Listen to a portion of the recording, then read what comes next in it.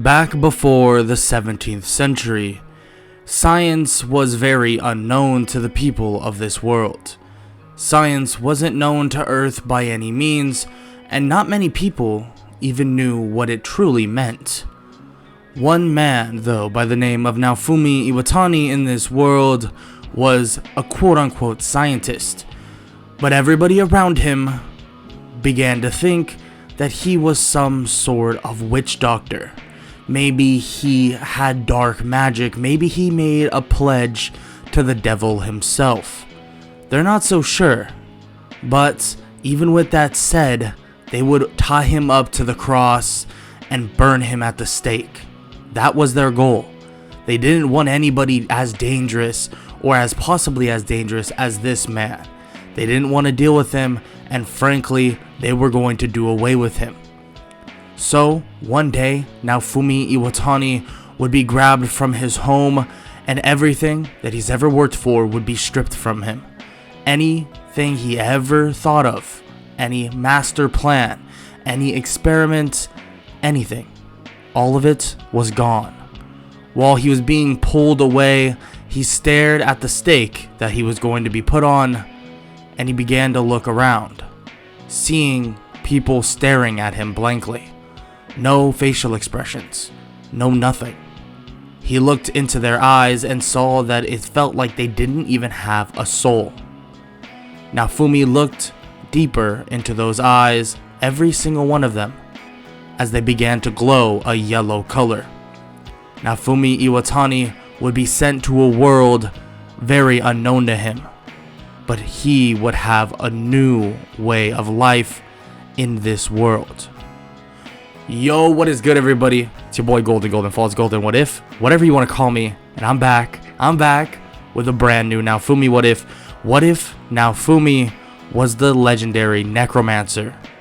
Now, with all that said, I really hope y'all enjoy, and I'm not going to waste much more of your time, and we're just going to get right into the what if. Let's get it. Naofumi is now transported to basically this cell-like area, and to the left of him there are 3 other people. It seems like there's somebody with a sword, a spear, and a bow. They all 4 begin to question what the hell is going on. Naofumi even looks for his weapon, but just sees this small orb floating around him, skipping, jumping, and it seems to be manipulating itself based on Naofumi. Naofumi goes to grab it, but it just skips over his hand. But he puts his hand underneath it, and it seems like this aura begins to emerge around it. This electricity and black aura begins to emerge out of his hand from that small orb. He's not sure what the hell is going on, but the other people that are there, the noblemen, the knights, those type of people that are basically greeting them, see Naofumi and immediately their eyes grow wide, and they are terrified of him. They don't know what the hell is wrong with this guy, but he has this dark aura that surrounds him, something that they don't want to deal with themselves. But with that said, they can't make a scene, not here and not now, so they bring all the heroes in to meet the king. The king explains everything, explains that mankind are in need of saving from these waves, and a series of demonic invasions continue to barrage them every month. And the king basically says that they need their services and looks at Naofumi. Who the hell are you? Naofumi shrugs, saying that he doesn't know either. Well, these other people have weapons, but he doesn't know who he is in terms of a hero, quote unquote. Eventually leading them to finding the HUD, and he looks to see what type of hero he is, but all it says is he's the legendary Necromancer. But no hero at the end. No sword hero, no spear hero, no bow hero. Legendary Necromancer. That's it. He doesn't reference this to the king, in worrying that the word Necromancer could scare them, but just as he's about to, decide this, someone actually approaches the king and whispers in his ear. The king, his eyes grow wide, and he tells them to arrest that man, They cannot let him leave. And Naofumi is confused to see this. What are you talking about? I didn't do anything. The king says that it doesn't matter if he didn't do anything, that this is all part of the legend. They try to arrest him, but Naofumi is able to break free and run toward the door. Breaking through the door, he's able to leave, escaping the kingdom, and nobody actually stops him, especially because they're actually terrified of him.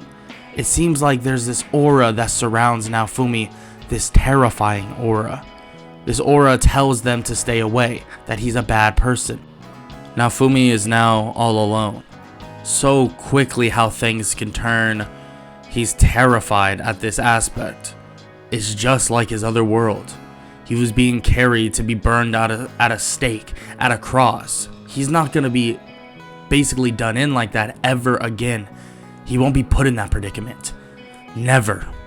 As his anger begins to flare and as he walks through the forest, many monsters begin to emerge. Nothing crazy, just small balloon-like monsters begin to attack him.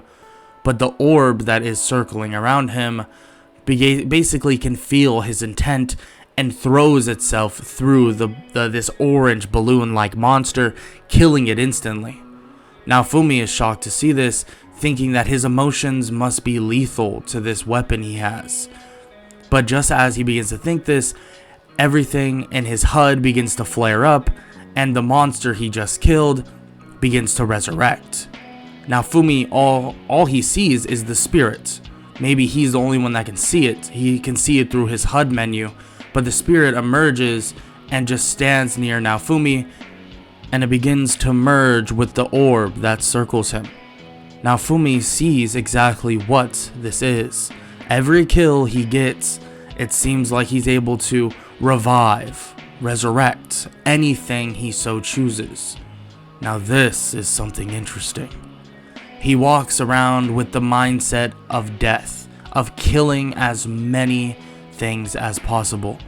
The little orb on him can sense this and basically produces the spirit of that little balloon-like animal once again. And with that, goes around killing everything in sight, increasing Naofumi's level exponentially. The entire forest is exterminated. We're talking any bugs that could possibly have attacked Naofumi, the killer rabbits, anything, exterminated, killed. Naofumi can now feel this power that is surging within him and can now sense various things, can sense this ill intent, this terrified feeling from various monsters, animals, people within the kingdom, and it's all concentrated into one area. He begins to head over to see what it's all about until someone steps out and greets him. Hey you, aren't you that, hero of some sorts, the one that got banished from the kingdom? Yeah, what's it to ya? The man explains that he has a proposition for him. He has a lot of, well, you could call them slaves that would undoubtedly help him in his journey. So Naofumi follows him in, looking at everything, seeing these various amounts of slaves, and seeing that the man is bargaining with all of the people there, saying that he can give them for a certain price. And various prices obviously change, and this high-level wolfman is a 75 gold piece token. And he says that if he wants him, he can definitely have him for a good price. And Naofumi begins to look around. You see, I don't really have any use for something that lives, you know? Something that's I need to basically depend on me. It's not my thing. I mean, it seems like everybody in this place just wants to see me dead. So why would it matter to me? Throw me into prison? Why would I want a person that is coherent? See, that's why these are slaves. They will listen to your beck and call, every word. I see. So you must have some sort of magic that allows you to do that. Yes, precisely. You're a smart one. So what would you like for... As he begins to speak, Naofumi sends his orb through the man's neck, killing the slave market owner. I'll take all of them. Yeah, I think I'll take all of them. Naofumi begins to walk around, murdering everything in there. All the slaves that are basically have lost their minds, and they would need a slave crest to basically work. The high-level wolfman, captive into this small cage, is killed. It might be a high level, but lethal injection with his orb instantly kills the monster. More slaves are killed, one after another, until he stumbles across two more. Two girls, one with raccoon ears and one that is wrapped in horns. It seems like she has horns on her body and makes her look like very similar to a devil, a demon of some sorts, and Naofumi kneels next to them. I'm sorry you had to see all of these other slaves die like that, but I did put them into a better place. That is something I can promise. But for you two, I want to give you both of choice. I have sympathy for people like you. For people like me. You were captive. You didn't have a choice in this world. But I want to give you that. What do you say? No slave crest. All you have to do is be loyal to me. And I can get you out of here. And give you power beyond your imagination. Give you power that you don't have to be afraid anymore. Anybody you see fit to save, you can save them. But you have to tell me now. Or, unfortunately, I'll have to leave you here to rot away. He breaks both of their cages and says that it's always their choice. They could try to escape and leave here, but frankly, the situation will be just the same. Someone will take them, and they'll have no choice to become slaves once again. But Naofumi, on the other hand, is giving them an opportunity. Naofumi goes to leave, but both of them step up, saying that they want to help him any way they possibly can. They want to serve that debt out now. Naofumi says it's no debt. He cares. He wants them to be safe now. He can sense that they're very similar to him. Raftalia introduces herself. The little raccoon girl begins to cough, and Naofumi says that cold will be gone very soon. He can cure it.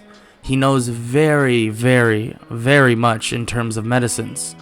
The other girl walks up and asks if maybe they can get rid of her horns, that this is a sickness, and he shakes his head. Your horns are not a sickness, honey. Never. That makes you unique. They would never be a sickness. They're most likely something very important to you. But you just won't know that, at least for now. Now, nice to meet you, Raftalia. What is your name, Missy? I don't have a name. I was never given one. Well then, how about I name you? How about Diabla? She-devil. But to me, you are no exact devil. You'll be very useful, and that's a promise. She nods, and they both leave with Naofumi. Naofumi cures Raftalia's sickness, and they finally begin training. Naofumi explains that currently he doesn't have the money to equip them with weapons, but when night falls, he'll handle that as he sees fit, and he'll call them once he's done. Night falls, and he heads over to this weaponsmith that has various armors. He walks up to the man. Hey, I'm looking for something nice. Maybe armor for someone yay high, yay big. 2 sets. Nice sword, maybe a short sword, and for the other one, maybe a nice scythe. Small scythe, maybe like a sickle of some sort for now. Oh, yeah, you got it. You look awfully familiar. Do I know you? No, you don't know me. Nobody here actually does. I'm just a visitor. How much would that be? Probably 30, 40 silver. It's not high quality, but it's most likely the only thing I can do in this size. 30, 40 silver, I see. How about, can I give you nothing? You know I can't give it to you for free. Are you crazy? Come on, get out of my shop. As the man says this, Naofumi sends something through his neck, killing him instantly. No, I think you'll be giving it to me for free. The man with a hole in his neck, other known as Elhard, begins to stand up, and this ghostly-like aura is around him now. Yes, of course. I'll give you whatever you need, Master Naofumi. He gives him the best quality he can find in that size for exactly who he needs, and he calls both Diabla and Raftalia into the room, immediately getting them suited up, and they actually look at the man to see that he is looking awfully different, far different than they've ever seen anybody else. But Diabla tells Raftalia that Master Naofumi has to do what needs to be done, and that she'll realize that very soon. After getting all of their equipment, Naofumi basically interrogates the spirit of Elhard. He informs them about the village of Lutz, so they head over there nice bright and early in the morning.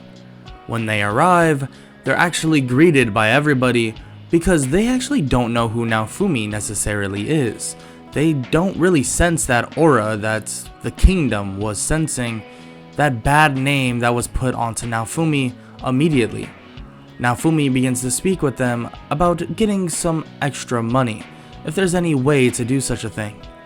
Naofumi is told about the mine nearby, but they say that there is some very strong monsters in there, and Naofumi smiles, saying that that is for the best. He likes a bit of a challenge anyways. He takes his party, him, Raftalia, and Diabla, to that cave, and they begin mining some ores until one of the monsters appears, a two-headed dog monster. A monster that begins to charge at them, and Raftalia is terrified. Diabla helps her to her feet, and Naofumi says that this monster is the only thing keeping her grounded. It's the only thing keeping her back from her current potential. This fear is okay, but not letting the fear take over is what matters. Raftalia grips her sword tightly, and Naofumi, using some dark magic, basically immobilizes the monster. Kill it, Raftalia. End its life.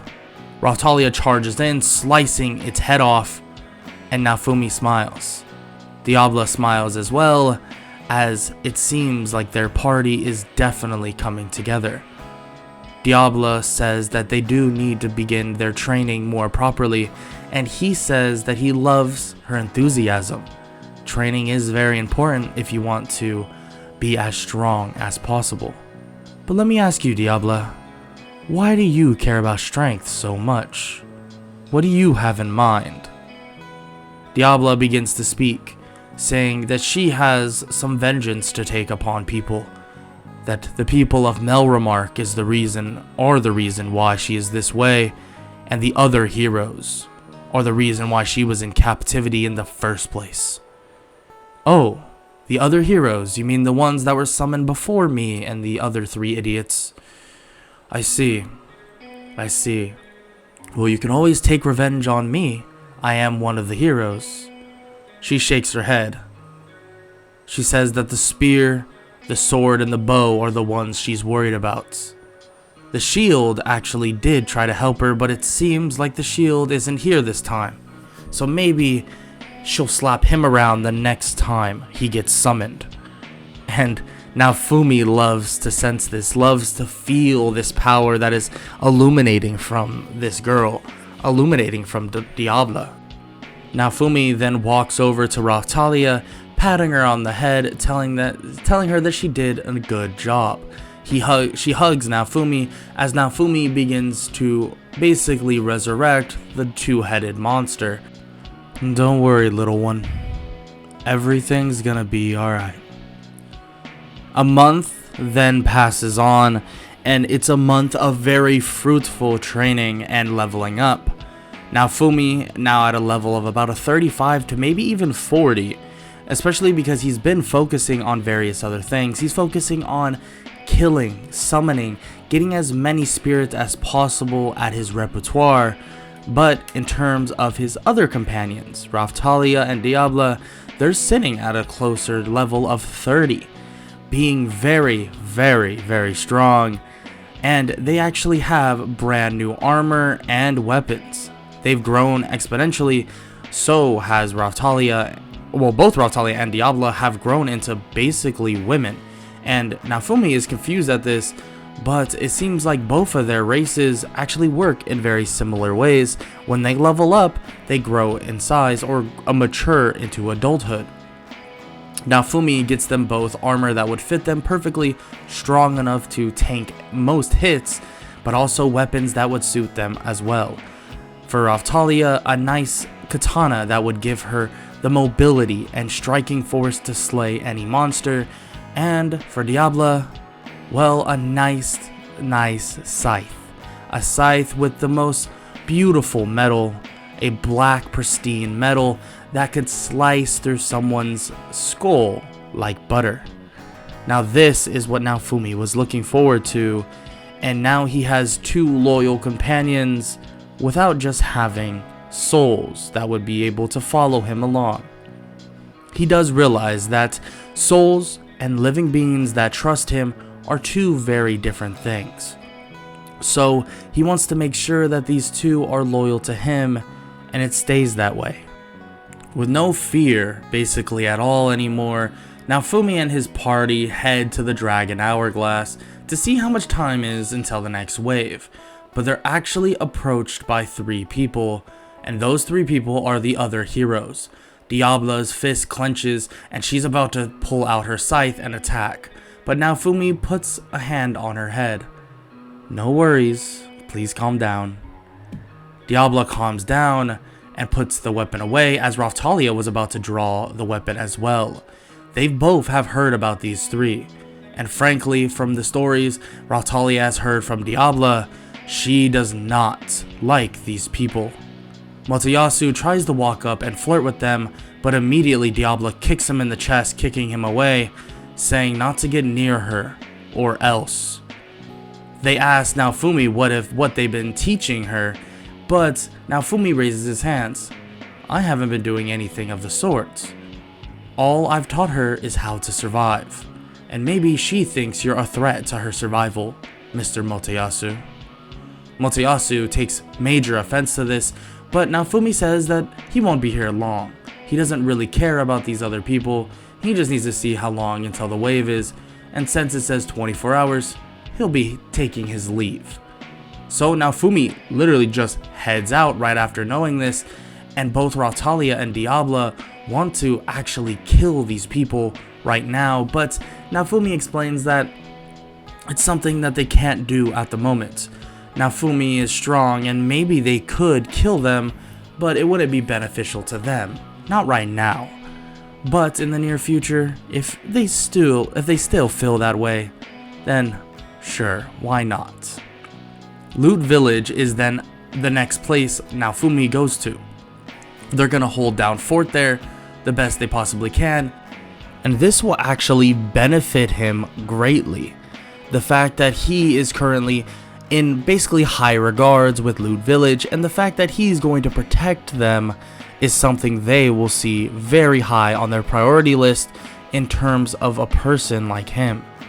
The wave then occurs. Hornets, skeletons, zombie-like monsters alike begin to siege Loot Village, but they're easily fended off. Diabla slices through them like butter, and so does Raphtalia. It is easy for them. Naofumi stands there absorbing this dark magic from the wave. He realizes something. This wave has this power behind it, this strength.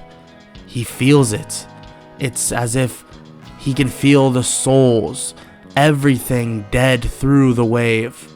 All of the people that have died, all the people that have been killing others through this wave, he can feel all of it. He begins to absorb some of its power, but it begins to overwhelm him and he's forced to stop.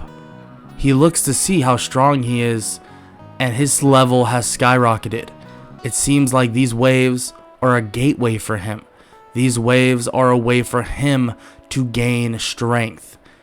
The entirety of Loot Village begins to be covered in this seemingly black dome, covering it, murdering every single monster in the dome, and it just reopens once again. Sorry to get away your fun, Raftalia and Diabla. I wanted to test something. I won't do that again. Raftalia and Diabla are shocked to see this, seeing that Naofumi is even higher of a level than before, and he points up toward the waves. These waves, they give me some extra power, you could say. It's interesting. It feels permanent when I absorb it, but I'm limited in how much I can intake. Maybe that will change as the waves go by. We'll just have to see for ourselves. The other heroes should be finishing up the boss very soon. I'll see you all in a bit. I want to go check in on those heroes before they kill it. He heads over, and as he watches the Chimera get killed, he begins to resurrect the Chimera, and now he has the soul of that Chimera as well. Not showing it to the heroes though, making it seem as if the Chimera stays dead. Naofumi tells them that they did an excellent job, and he begins to walk away, but they ask where was he. He says that he was defending a village that is basically at the center of everything here, and it's just down that way if they want to check it out. It is completely filled with bodies, unfortunately, so they're gonna have to clean that up a bit.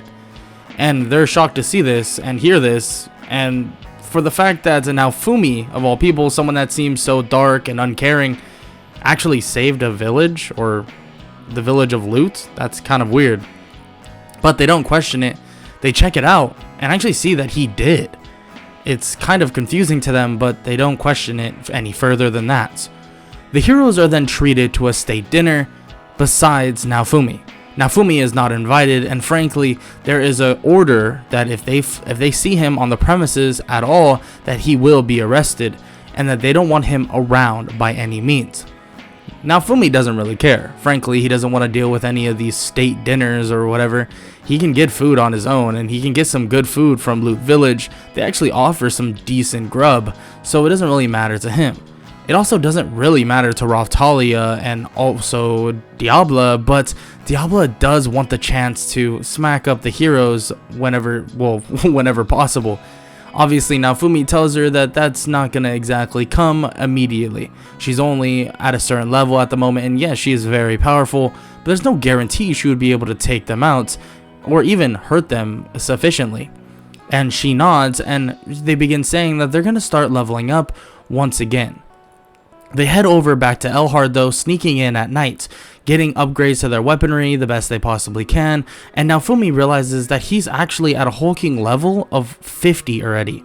Being this strong, he actually can summon multiple spirits at once. By multiple, I mean you could say 8 to 10 spirits depending on how strong those spirits are. But now that they've gotten their upgrades, they begin to head back to Loot Village. Now that they're at Loot Village, they decide that maybe it's the best idea to go searching around. That it would be a good idea to search around for new villages, maybe to gain more allies, and also find new places to level up. But before they leave, someone approaches Loot Village, and Naofumi knows exactly who this is, and Diabla isn't happy at all. Seeing Motoyasu, Mine, and some other royal knights, declaring that Loot Village is now under the rule of Motoyasu. And Naofumi walks up, saying that's just not the case. They unfortunately cannot allow that to happen.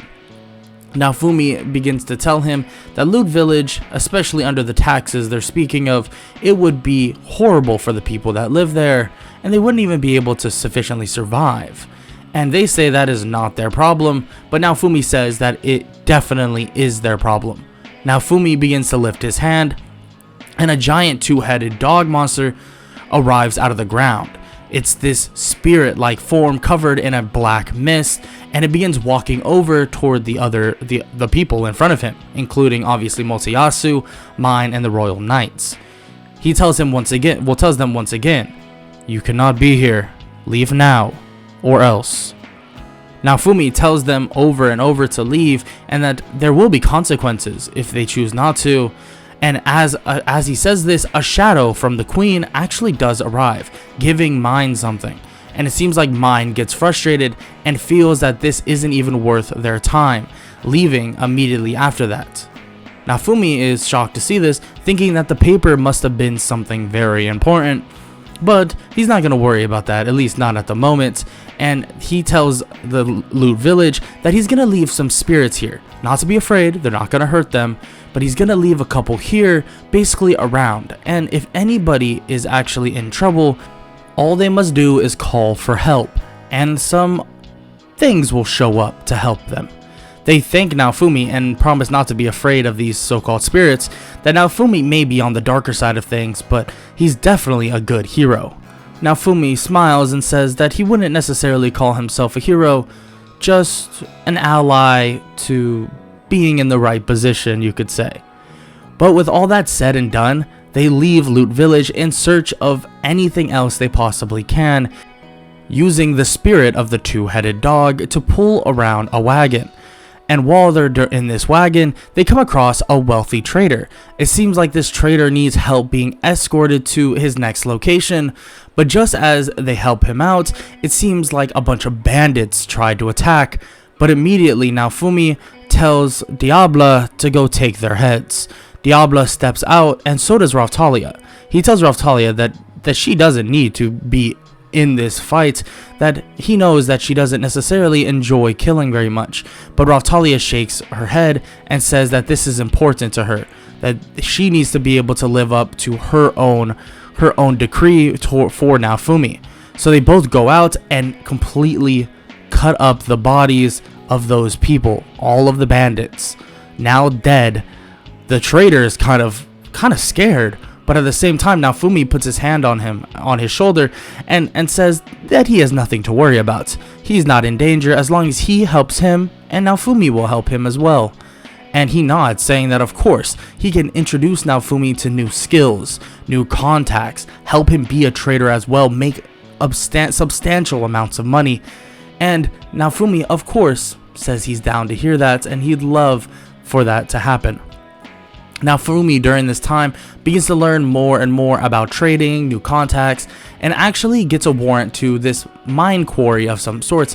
He heads over there just to check out something. He senses this remnants of this aura, maybe of dark energy, and when he walks over, he sees what he's been sensing, an abandoned alchemist tomb housing a cursed seed. Immediately, Raphtalia is curious at why they're here. It's an empty little tomb, and Naofumi explains that someone took a cursed seed. He can sense the remnants of that said seed, and it might basically become a problem in the near future, at least for them, because he's sure that these idiot heroes have done something stupid.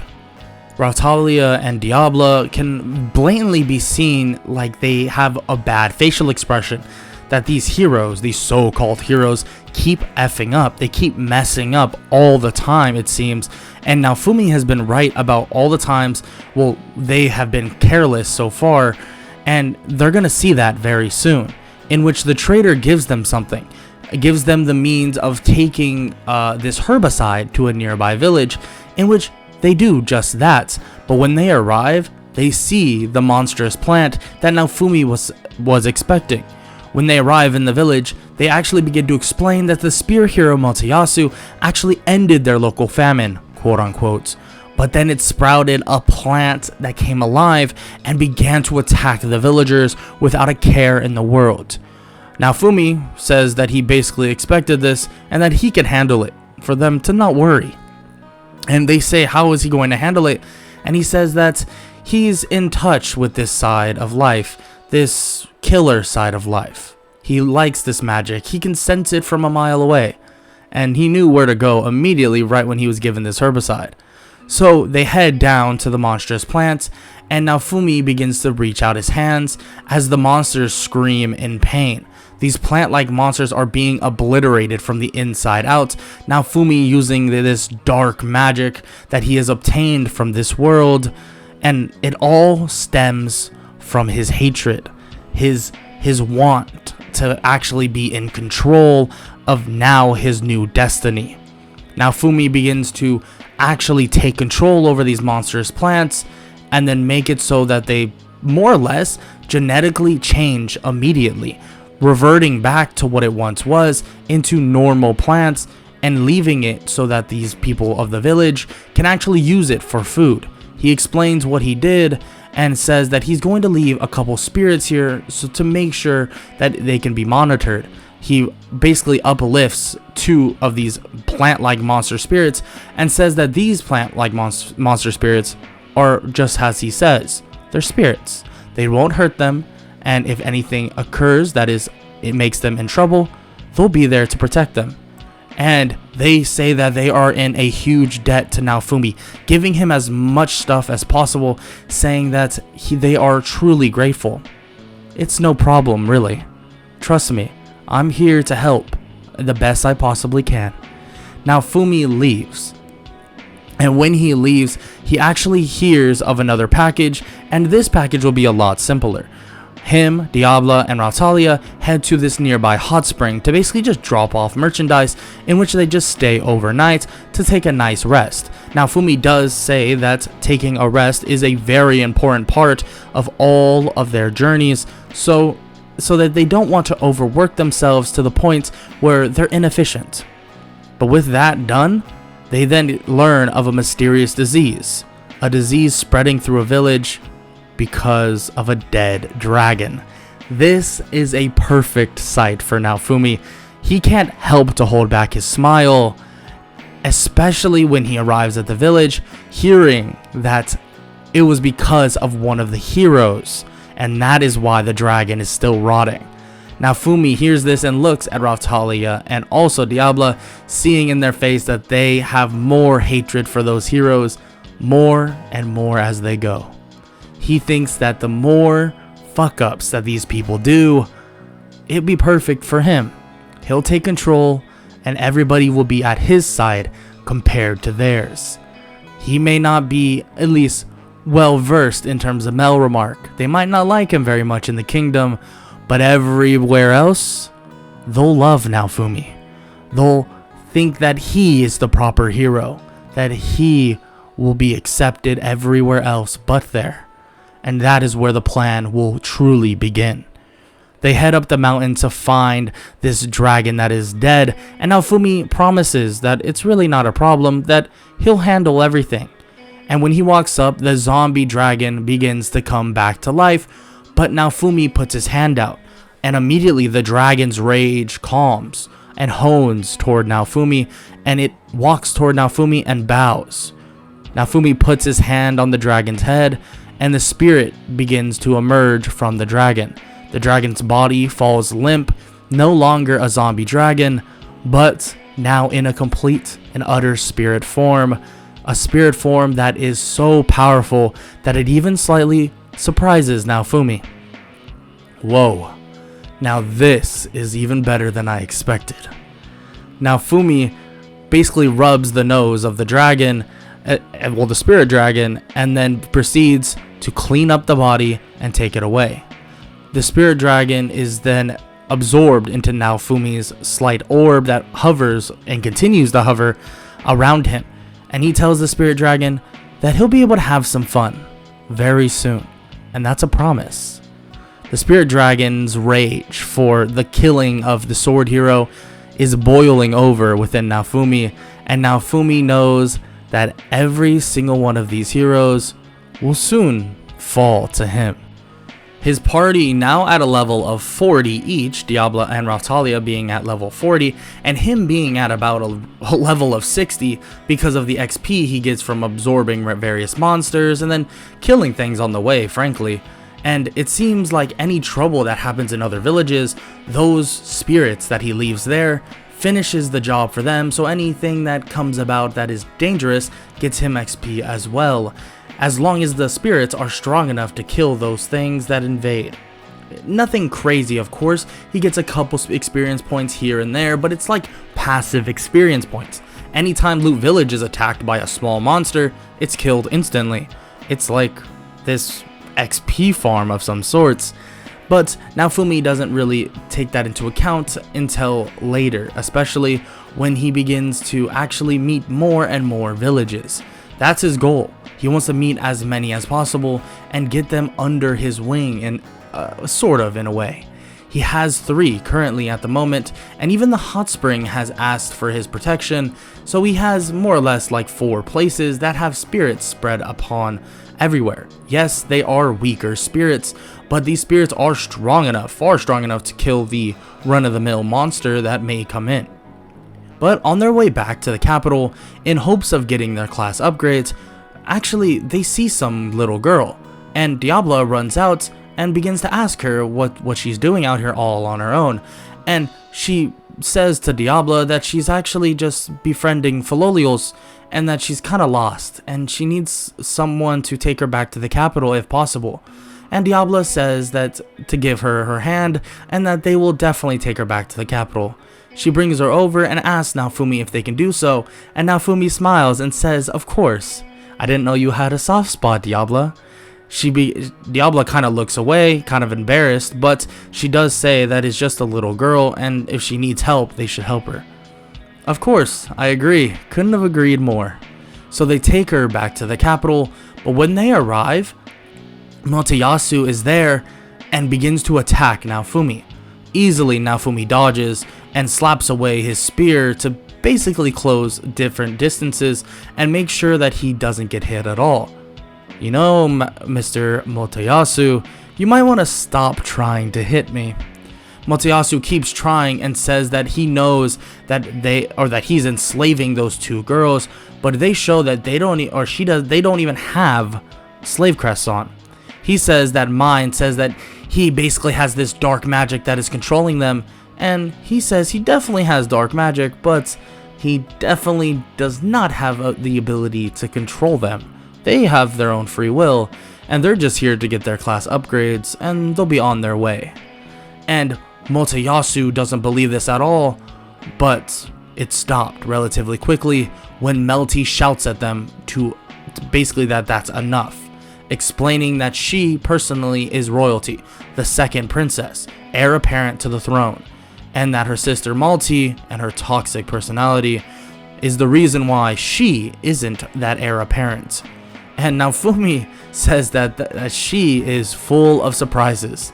Filolial girl to princess or queen in the making. Interesting. Naofumi basically agrees with stopping this fight and asks Melty to guide him the way to the class to get their class upgrades, in which he actually asks Melty to stay with them because he kind of knows what's going to occur. When they walk in, the church, or the people that are running the class upgrade system, or the Dragon Hourglass, refuse to let Naofumi get their class upgrades, and Melty, seeing this, orders them to allow him to do so, in which they refuse. They say they cannot do that, and it's under the order of the king. And Melty, hearing this, is shocked. This person, they're not going to let him get class upgrades? Melty shakes her head and says that just sounds ridiculous, taking them out of the Dragon Hourglass, and says that there's another Dragon Hourglass that they can use, over at Shield Frieden. It's not much of a travel, I mean, it's a little bit, but for Naofumi and how fast they move, what it seems, it shouldn't be too bad of a trip. Naofumi agrees, saying that they'll definitely make that trip, and hopefully they can do it before they head off to the next wave, and it shouldn't be too long from now, huh? And Melty says that they might have to wait until after the wave, in which Naofumi says it's fine. He says that he'll be speaking to her very soon as well, but to be careful around these people, that they are very malicious and anything could happen under her nose. They leave to basically scout out new places after getting armor and upgrades as usual from their, spirit Erhard, or Elhard you could say, and they begin scouting out things, finding this refugee camp. It seems like they are begging for food, praying that Naofumi would give them just anything. And Naofumi says of course, he'd love to help them out, and actually gives them tons of food, and gives them even a couple spirits to protect them, saying that Naofumi, the legendary Necromancer, is here to help as best as he possibly can, in which they are completely under the loyalty of Naofumi now. They think that he's such a great person, especially after helping them unconditionally like that. And they explain that Itsuki started a revolution, but that revolution went south, and it just was as corrupted as the other one. Naofumi sees that is definitely interesting, but unfortunately, he can't really do much about it at the moment. He apologizes and says that he'll help the best he possibly can on his own, but there is a wave coming up, so they must deal with that as well.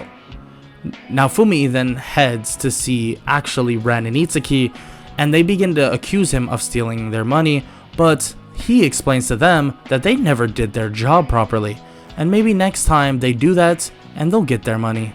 He leaves without even explaining anything else, and the wave is about to begin.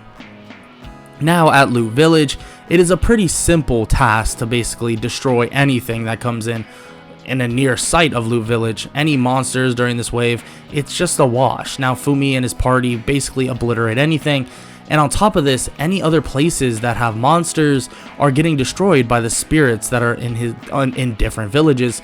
This is like his own personal XP farm, and this lasts for 3 hours.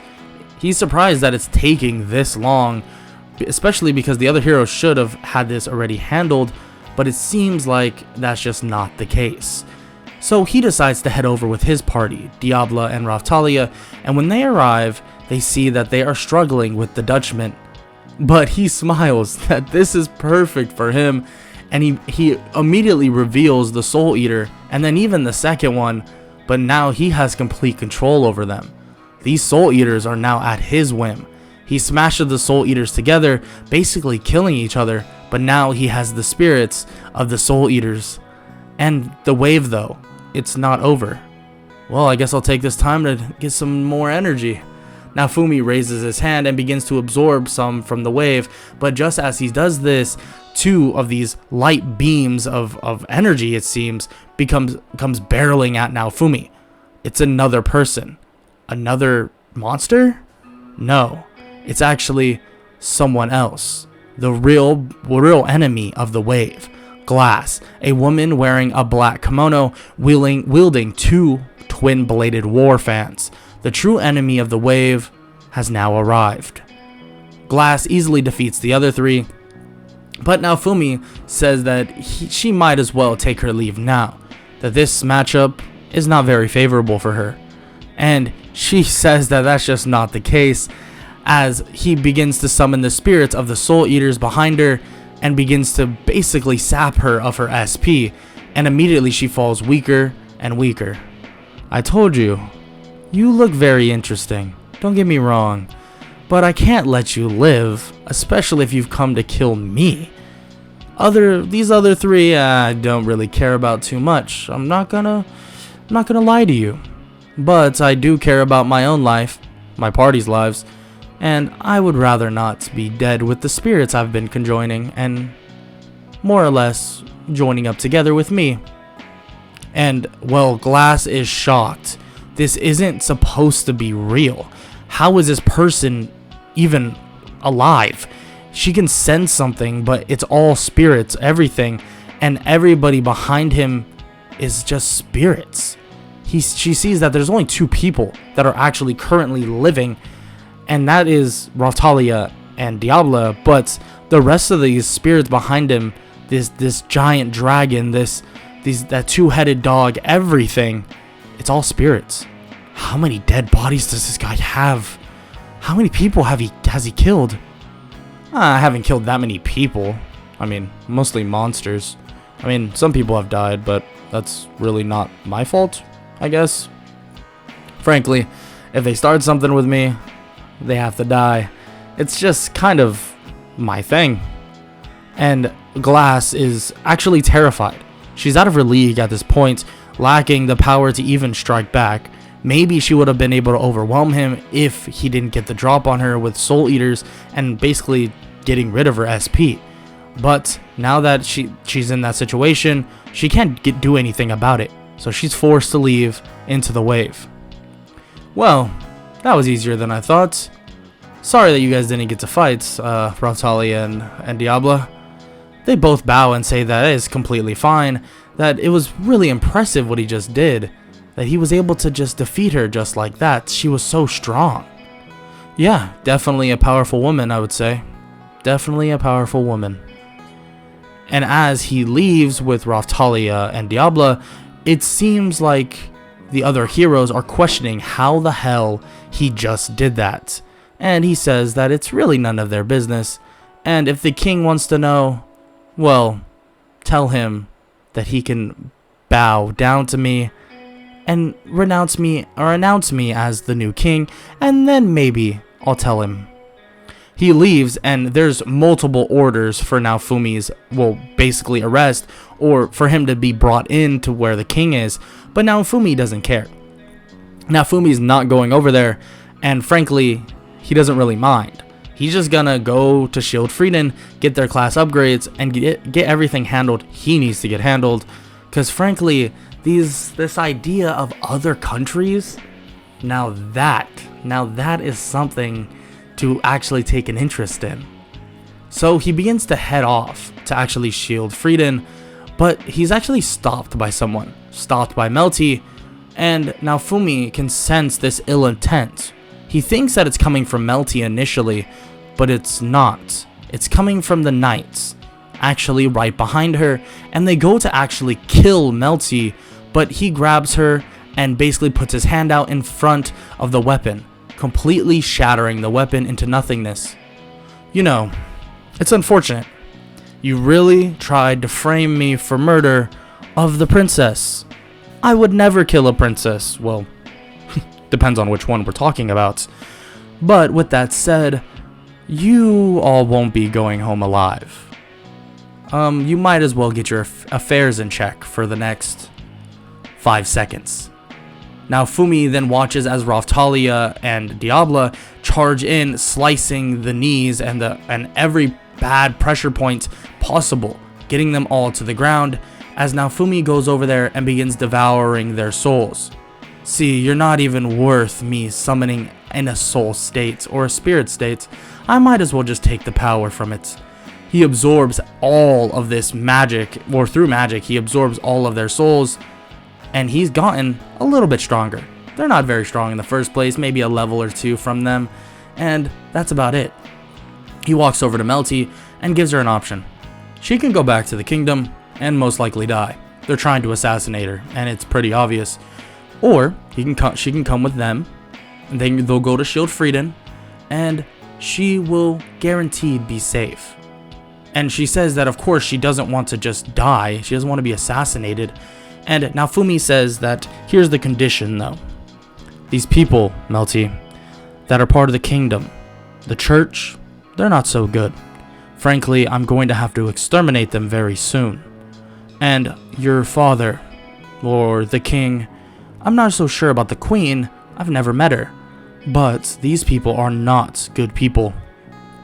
And, well, they're gonna continue to try to off you.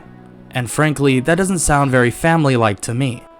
Naofumi explains that he does care about Melty, and she has a pure heart, a definitely good nature, but unfortunately, these are the hard choices he's going to have to make. Melty looks at Diabla and Raphtalia, and they both nod, explaining that these people are not good people, especially the king, and especially her sister. And she knows that Melty is toxic and she has a bad personality, but is it that bad? Did Melty really come to try and kill me? Naofumi says that is a high probability, probably 90% or so, and the other 10% would be that the king sent them, which it could be that at least both of them sent them. You really never know. But Naofumi explains that of course he can keep her protected, but she needs to make a promise that turning against him is not really an option here, and he'd hate to have to kill her. That's the last thing he'd want to do, especially with a good person and with a good heart like her. And Melty is kind of scared, but gets comforted by Diabla, saying that they have sworn loyalty to Naofumi, no slave crest, no nothing, and that they have been protected this entire time, and that Naofumi has only treated them with respect and only treated them with care. He'd never try to kill Melty unless he actually was forced. And Melty nods, thanking him for his hospitality, thanking him for protecting her. And Naofumi says that it's truly no problem, but they do need to head to Shield Freedom. And that is exactly what they do. No queen, no shadow. Yes, the shadow may have told him that the queen might want to speak with him, but frankly, he knows that he can't really do that at the moment. He needs to get stronger. So before the guards can even block off Shield Freedom, he arrives, explaining that he needs some help, that Melromark is turning against him and has turned against him, and even turned against their little princess.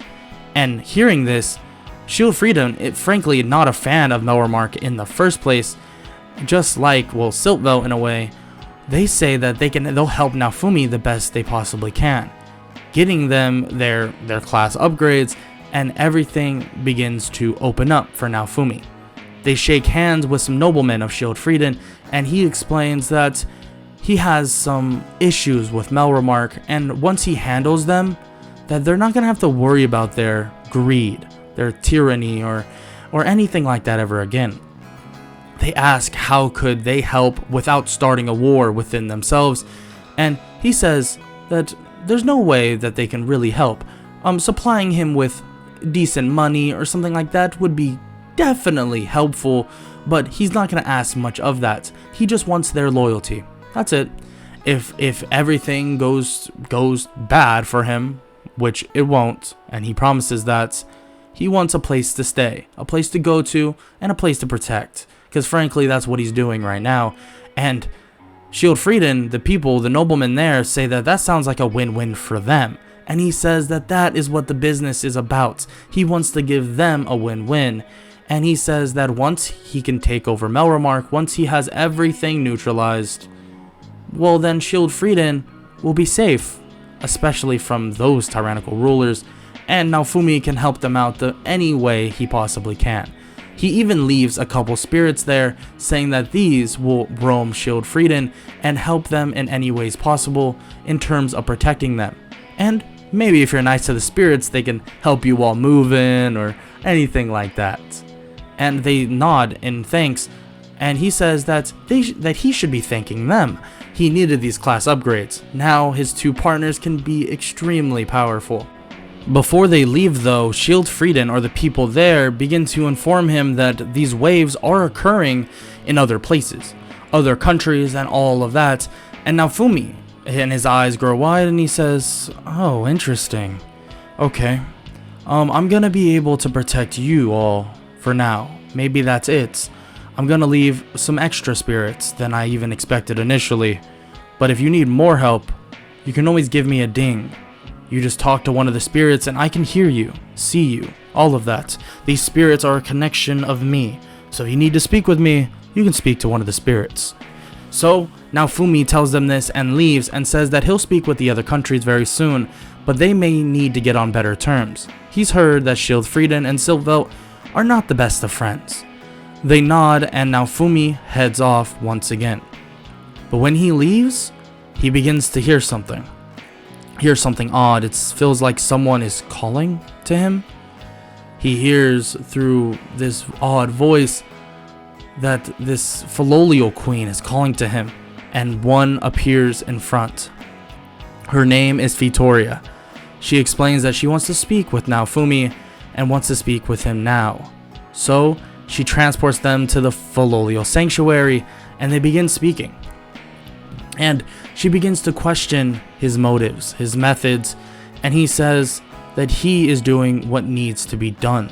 That these other heroes are going to fall very short, and even she realizes that. That's why you brought me here, correct? Don't say you want me to make up with them. I don't need to make up with them. If you want this place to be safe, you'll let me go on with my plans. I hope you understand that. Victoria says, of course, that whatever plans he has in store seem to be working pretty well, and it seems like he's been informed about the other countries being under attack. Yes, I have, and I have a plan for that as well. There's a lot to be done, so I hope you don't have to keep me here for very much longer. Victoria says that she won't, that she has been protecting these other places, and that she won't be able to handle it much longer, and that she doesn't have the power to do so once it gets further and further down the line. You know, I could give you that power, Miss Vittoria. All the power you need, and it'd be so simple. You'd be able to protect them all. You would never feel tired, never feel fatigued. All of it.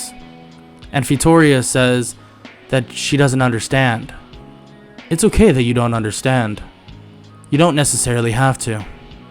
But I want you to know that you'll enjoy being immortal. A dragon begins to appear behind Naofumi, and Vittoria backs up, immediately enlarging into her Fallolio Queen state, shouting at Naofumi, saying that she'll do what she must if that means killing him. Trust me, there is no killing me. I'm truly a monster. Naofumi's army begins to arrive around Vittoria, and Raftalia and Diabla stand beside that army as well. Vittoria looks around and begins to attack the army, starting with the giant dragon, but even the dragon just passes through Vittoria and immediately begins to bite her, spew flames, and various monsters begin to capitalize on Vittoria's weaknesses. The Chimera begins to attack her, the two-headed monster dog, various of these small balloon-like creatures, everything you can think of that Naofumi has defeated are now here. Spirits begin to overwhelm Vittoria, and this giant mist of black magic begins to surround her as well. Vittoria screams out, saying that this is not the way, that he needs to be able to cohersely be able to handle with everything with the other heroes. Why is he doing this? Because, Miss Vittoria, it's simpler this way. You said yourself, you won't be able to handle this all on your own anymore. And frankly, you don't have to. Well, at least, sort of. You'll be immortal. You'll be just as strong, if not stronger, because of my strength. You can protect all of these other countries in the meantime while I handle this. I'm sorry, Vittoria. I'm sorry that you have just accelerated my plan that much further down the line. But I will say I appreciate it. For me, not for you. Vittoria then dies, and the spirit of the Fallolio Queen begins to emerge, and Naofumi begins to corrupt it with all of his black magic, taking complete and utter control over Vittoria, sending her off to protect the other countries, and he absorbs the rest of his spirits back into him, or his orb, and says that has accelerated their plan a lot further than he expected. It's now time to take a visit to the church. Naofumi and his party head out of Schildfrieden, and there are knights, tons of them, waiting for him, and immediately, Raftalia and also Diabla strike down those knights as if it was nothing. They continue trucking forward toward the kingdom of Melremark, and when they arrive, they are greeted by the more royal knights and even Moteyasu. I'm not here to mess with you. I'm here to speak with the church. I have some business with them. He immediately goes past them, and Moteyasu tries to stop him, but when he tries to basically stab Naofumi, it goes right through his body. He just poofs into this black aura or dust, and immediately Raftalia and also Diabla immediately disappear as well. They've gone past these people and are now on their way to the church. They arrive and they're greeted by the Pope and so many of his followers. He pulls out something, a weapon, and Naofumi says that would not be needed, and that unfortunately he will not be living through this battle. And he smirks, saying that it's not like he can do anything about that, but as he says this, the Pope doesn't realize that an army of the undead are behind his followers and begin to slaughter all of them.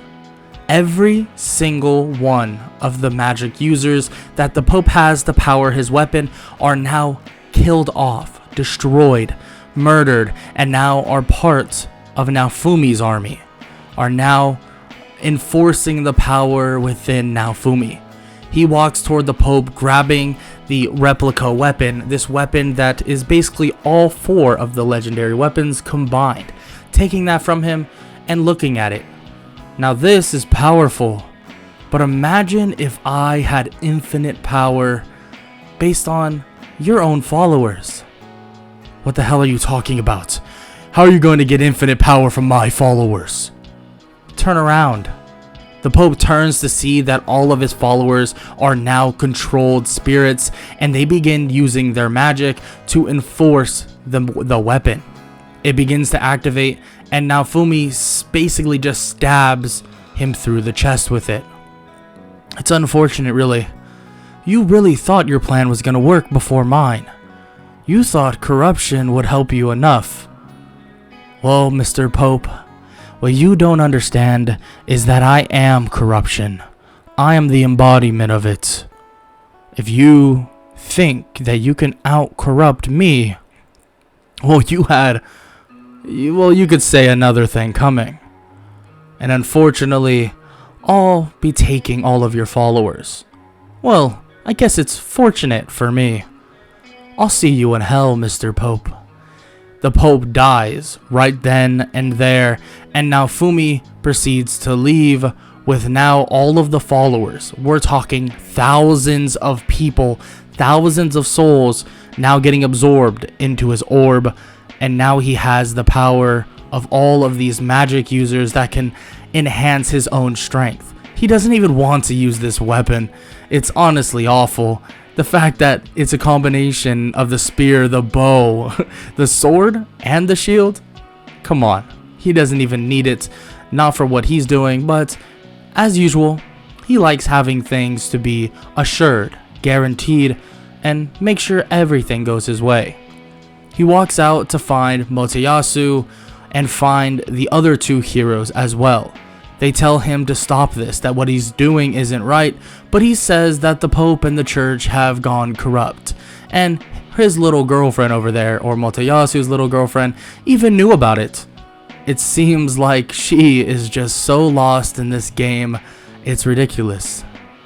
He begins to explain to them that there was corruption that was going within the kingdom of Melromark.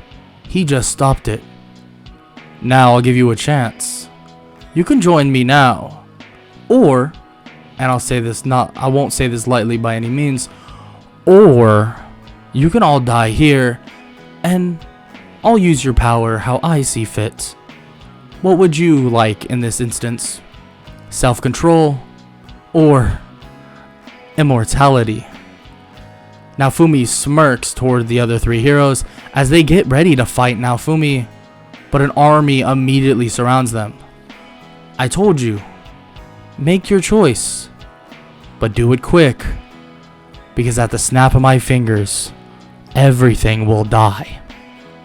Everybody next to you, look to your left, look to your right, they'll all be dead with you, and you won't remember a thing. You'll just be an outerly vessel. That's all that will matter now. All that matters in this kingdom. The other 3 of them, the other 3 heroes, try to attack Naofumi, but Naofumi reaches out his hand. Wrong answer. But I guess immortality does suit all 3 of you a lot better than the other one, because frankly, your free will wouldn't do very well in this world.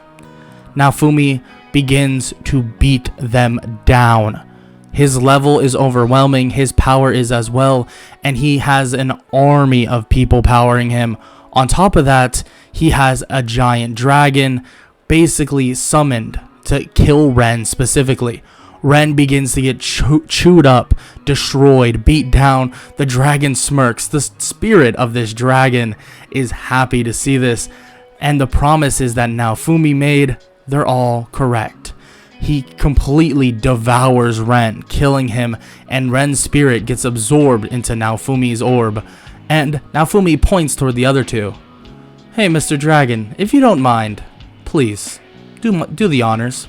The dragon begins to attack them as well, and so does the chimera, so does the two-headed dog, so does every single monster you can think about, and they all get exterminated. Melromark is basically in shambles. Everything is dead. Melty, who they left at Shield Frieden currently, begins to worry that everybody in Melromark will fall to Naofumi, and that maybe this wasn't the best idea. And people in Shield Frieden basically see her concern, saying that the people of Melromark are very corrupt, and that she has to understand that these hard choices must be done. They apologize that her family may suffer the consequences of this, but if they play their cards right, her mother, the queen, and herself will survive, and will survive pretty easily around Naofumi.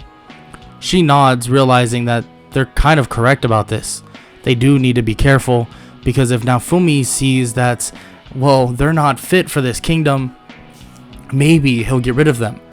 But Naofumi has a soft spot for Melty, really because of the person she is. So this does reassure herself that she'll be fine, and so will her mother. Her mother is pure of heart as well, so they should be fine at the end of the day. And this would come true. Back at the Melromark Kingdom, everybody has been slaughtered.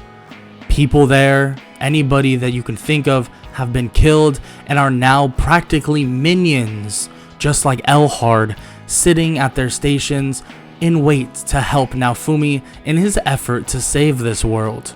He walks up to the kingdom with nobody else to even stop him, and the king is still sitting on the throne. You know, you wanted me arrested, put away. That was probably a good idea. Frankly, you wouldn't be in this situation. But in my eyes, I'm saving you. Saving all of you. And I think Raftalia and Diablo would agree. Diablo basically has the spear heroes and the bow heroes' heads on her scythe, like shish kebabs, and smirks at the king, and the king calls them all monsters. No, we're no monsters. Not even close. But you damn well are. And what happens to monsters is I kill them, and I use their spirit for my own bidding. Immediately, Raftalia slices the king's head off, and the spirit of the king gets absorbed into the orb that Naofumi has been using, in which is overflowing with power. And when he absorbs all the spirits within it, the orb has insane amounts of energy. Naofumi begins to basically create monsters to keep the orb in check, more or less making sure that there's monsters here at Melromark now to protect it, and he begins putting these monsters in different areas of the country of Melromark, calming his orb down a bit. He realizes if he absorbs too many souls and doesn't keep them out and about, it actually does affect his power. So he wants to keep that in mind, making sure that everything stays stable. With Diablo basically done with what she wanted to do, she begins explaining that she still wants to help Naofumi in whatever quest he's on. Oh, I appreciate that, but I do want you two to be happy with your lives. So if that makes you happy, then of course, tag along. If it doesn't, you can always live in Loot Village, maybe even another village as well, and live a peaceful life. Pretty simple, actually. It's up to you, though. Are you sure that's what you want? They both nod, saying that they're loyal to Naofumi, and Naofumi cuts them off, saying that their loyalty, it does matter a great deal. But just because they're not helping him anymore in this effort, doesn't mean they're not loyal. He wants to make that solid and clear, and they say that it doesn't matter to them. They still want to help him, and they want to make sure that this world is exactly how Naofumi sees fit to be the best. Exterminate anybody and everybody that needs to be put down. Anybody that will clash of these conflict of interests that will basically hurt this world, he wants them to be taken care of, and so do they. So Naofumi allows them to keep tagging along, and they head back to Shield Frieden, in which they speak with the people there. So we handled everything. Unfortunately, the Melromark Kingdom made me, you could say, push my hand deeper with my own blade, but that's beyond the point. I apologize, Miss Melty.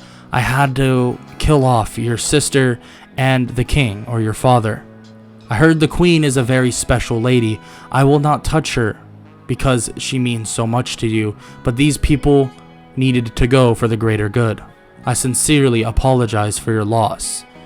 Melty is shocked that he's actually apologizing, but Melty shakes her head, saying that she understands that things need to be done in this world for the greater good, and she even knows that, and she's sure that the queen, her mother, knows that as well. To the queen, currently the queen is sobbing that her daughter and the king, or her husband at that time, are dead, but at the same time she's relieved. It may seem odd to her, but she's relieved over the fact that now she doesn't have to worry about the foul things that they will do when she's currently gone, eventually leading her to going to Shield Frieden herself to speak with Naofumi. And she speaks with him, and they talk about Melromark, and he says that he has it under control, but if she wants to regain control, feel free. That there's no reason for her not to. Just know that there's a lot of just spirits there now, and these spirits will listen to every word she says, no matter what. And she is shocked to hear this, and says that they should be given free will, shouldn't they? But Naofumi shakes his head. Unfortunately, they revoked that privilege, especially when they decided to do the things they did. I know this may seem unethical at this time, but I hope you realize soon there's a reason and there's a method to the madness. And she nods, saying that if Melty trusts him, that she trusts him. So she heads back to the Melromark Kingdom, seeing that these people are practically walking spirits and just zombies, but it feels like normal. They might look differently, but it feels normal, and when she tells them to do something, to get her something, they do immediately, and they have the utmost respect for their queen. She arrives and sits in her own throne, crossing her legs and thinking that maybe this is for the best, especially with how corrupt her own country was getting in such a short amount of time. Naofumi, now having that handled, he needs to handle some outward things with the other countries. He can't just let Vitoria's spirits or Vitoria herself really handle the rest of those countries. So he begins to visit. He begins to visit places like Siltveld, Fallbray, anywhere else you can think of, any other countries. That's where he goes, visiting everywhere and speaking of everything he's done, and they begin to see this logic behind what he's doing. Melromark was so corrupt that he was forced to this action, and he says that he'll help them during the waves. He may not personally be here, but he'll leave some monsters and some spirits to actually help, and they are an extension of him. He waves his hand and tons of monsters show up, and this reduces the concentration of power in his orb, and this does benefit him as well.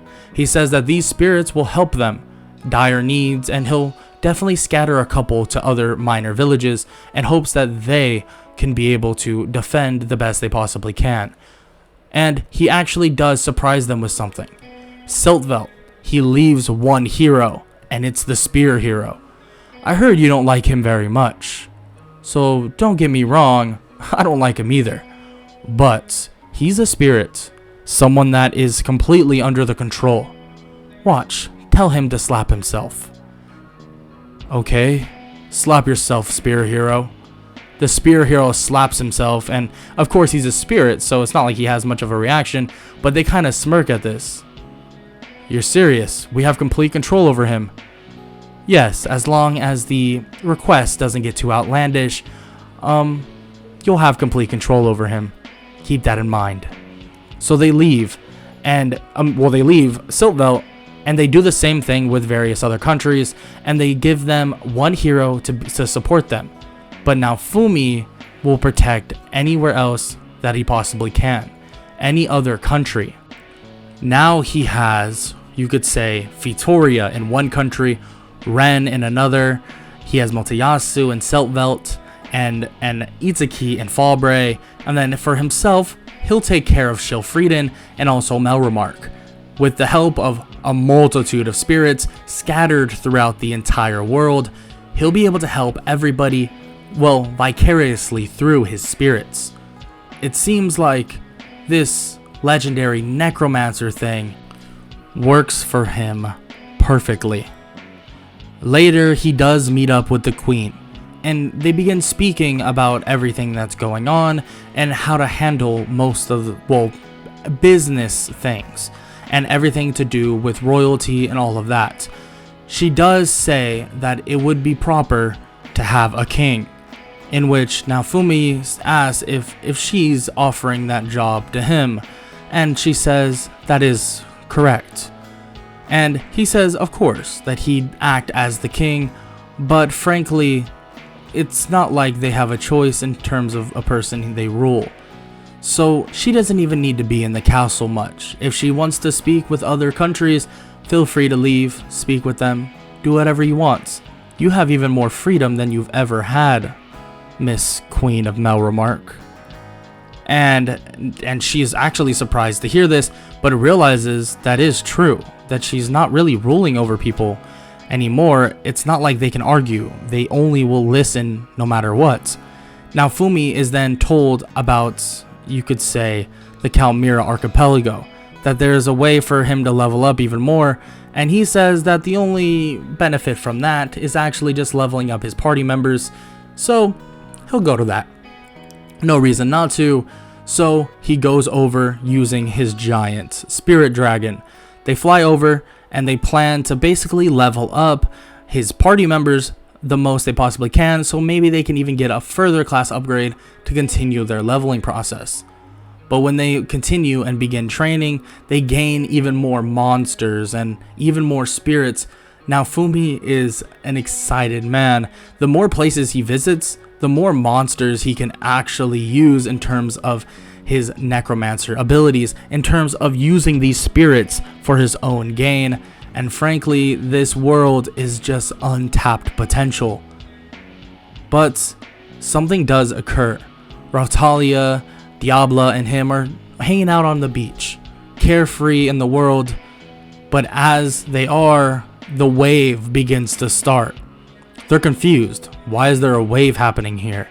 He actually immediately summons something, summons his dragon once again, and begins flying around, seeing that there are tons of these ocean monsters in the water, and he begins to say that they need to kill them really quickly, and luckily he's gonna have some help. They actually have done some training in the oceans, seeing different monsters that he actually basically took their spirits, and now he's gonna have them slaughter these monsters in the water, in which they easily slaughter the small fry in terms of the non-monster boss. And just as he thinks it's over and that this monster boss will be a piece of cake anyways, two other people kill it. Oh, now this is interesting. He flies down and lands, and they look at him and they can tell that this man is a monster. Just like I thought, Glassy was right. Look at you. Someone that would kill thousands. How despicable. Despicable. New word for you, huh? Well, I wouldn't call me despicable. Frankly, I'm kind of helping. And unfortunately, you don't know the full story. I'm helping a lot of people. A lot, Mr. Lark. It's unfortunate that Glass, you, and your lady friend here don't understand that. But frankly, it won't matter at the end of the day. Lark comes in charging, but a spirit is summoned in front of Naofumi, and he grabs the scythe. See, I don't need to fight my own battles, Lark. I'm so powerful that other people fight for me. It's ironic. How about it? Immediately, Rautalia stabs Lark in the chest, and he's forced backwards. Therese heals him, and they're shocked at the power difference. This isn't even close. And Glass got basically blown away last time because of one of his techniques, one of his monsters. And he nods, saying that Glass really wasn't a problem. He likes women like her, though. Very interesting. Very hard-nosed, very wanting to fight. She's a protective one, correct? Just like me. I'm very protective. Diablo over here, I will say she's more of the bloodthirsty type. Raphtalia, more of the protective type. But I will say, I enjoy having them around both equally. They look at Raphtalia and Diablo, seeing that these two are alive. They're not actually spirits like the other spirits that he's been summoning, but why would he keep them alive? Lark screams at him and says, why would you keep those two alive when you can have them completely under your control if they're dead? And he says that it's nice having company. Why would I want to kill everybody? That is, especially ones that are loyal to me. There's no reason to kill those. Because if you're loyal to me, what's the point of having you in spirit form? I mean, don't get me wrong, immortality is definitely amazing. But they can have immortality when they're growing old. Once they pass away naturally, they can be immortal with me. And that's fine with me. They make their own choices. And both of them step up and say that is completely correct. And their choice is to put a stop to this. To end Therese and Lark's life. Right here and right now. They go charging at them. And Raphtalia and Diablo are so strong that it's a piece of cake to keep up with Therese and Lark. Glass even shows up, but Naofumi goes over to speak with her, telling her not to get involved with this fight. It's really not a good business decision for her, if she wants to stay alive. Frankly, I don't want to kill you guys. I like you, Glass, and I like the other two over there. They're very, you could say, assertive. Well, Lark is at least. Therese, she's a sweetheart. I would never want to put you guys down. There's no point. But you are trying to kill me and kill my world. So that is definitely a negative. But I will say, I could protect your world. Save it maybe? How about it, Miss Glass? Are you willing to make a deal with a monster? Glass even considers this, knowing how outmatched she is in this fight. How protected are your other countries? Is this real? Are you real? Oh, I'm as real as it gets, Miss Glass. You don't need to worry about me. But there are some ground rules. Of course, I don't want you dead. I don't want Lark dead. I don't want Therese dead. I think you, all with free will be great heroes, far better than the ones I had. Well, you know, they're dead now, so that doesn't really matter. But I think you three will be amazing. But I'm wondering, there's a fourth, right, in your group? Where is she at? She explains that the fourth didn't come with her, and something happened to her, and they don't need to talk about that. But Naofumi says that should be talked about, and that he can protect all of them. And frankly, with the help of them, it would be so easy to exterminate anything bad that is happening on in their world, including waves. Remember, the more monsters I have under my repertoire, the more spirits I have within me, the more I can output. I have spirits all over this world, Glass. This world that I'm protecting from a distance. You can talk about the farthest country from where I'm at, from where I'm standing currently, and it's still protected as much as, well, I'm protecting this part of the world that I'm currently standing in. Glass is shocked to see this and watches as Lark and Therese begin to lose ground against Raphtalia and Diablo. Okay, stop them from fighting him, or stop them from fighting them. I'll take your offer. Please help us save our world. Now that is what I like to hear. Diablo, Raphtalia, let's let the nice people go. How about it? They immediately stop fighting and dash back to Naofumi and stand next to them. Yes, by the way, my good two partners here, Raphtalia and Diablo, they could have killed them a lot sooner.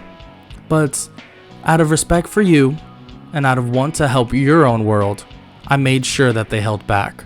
They both look at Glass and nod in agreement that could have happened at any moment. Lark and Therese are shocked by this, that they had to do everything in their power to try to fend against them, and you're telling me that they still have power left over? But that's not the problem here. Naofumi explains that traveling through worlds isn't his forte, but he will say that if it resets his power, that it will become a problem and may need to be built up again. But that's beyond the point. He still can help them, and he'll still be able to help his world. And maybe he'll be able to help every world. There's no way that it's just two of them. There's probably infinite. And an infinite amount of power to be gained. And an infinite amount of protection for everybody. Correct, Glass? Glass sighs and looks at the other two, and they both nod. And in her mind, she feels like she's just making a deal with the devil. And frankly, she wouldn't be too wrong about that. She reaches out her hand and shakes Naofumi's hand, and they both, or all three of them, Glass, Lark, and Therese, get taken back into the wave. Naofumi, Rautalia, and also Diabla wave back toward them, saying that they'll be seeing them very, very soon. This world has been taken over by Naofumi, protected by him. The other countries have their free will, Melremark not so much, but maybe that will continue to develop. Melremark unfortunately was so corrupt that Naofumi had to do what he must in this situation. But still, protection is protection. And in this world, it doesn't matter how evil, it doesn't matter how good.